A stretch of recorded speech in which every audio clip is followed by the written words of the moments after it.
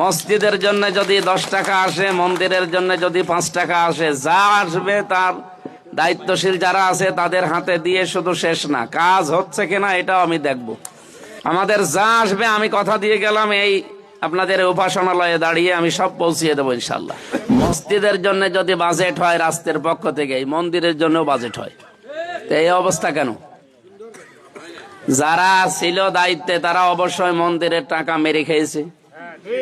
তাছাড়া এই যে এখানে একটা ছাদ দেওয়ার কথা, দৃশ্য দেখে মনে হচ্ছে এখানে মনে হয় আপনাদের ইবাদত, আপনাদের পূজা অর্চনা এগুলো ভালো হয় না। সুতরাং এবার আমরা কথা দিচ্ছি, যদি বাজেট যা আসবে, যেহেতু আমাদের পকেটে একটা টাকা ঢোকানো আমাদের ধর্ম অনুযায়ী হারাম, নিষিদ্ধ, এজন্য যা যেখানে আসবে আমি কথা দিচ্ছি ওই জায়গায় ওইটা পৌঁছিয়ে দেব।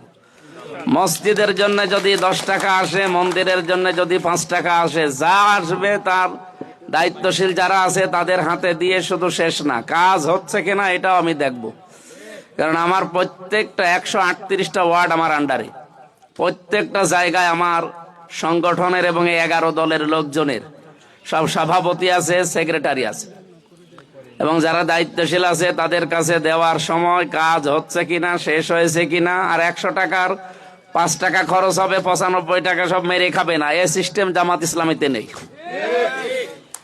আমাদের যা আসবে আমি কথা দিয়ে গেলাম, এই আপনাদের উপাসনালয়ে দাঁড়িয়ে আমি সব পৌঁছিয়ে দেবো ইনশাল্লাহ।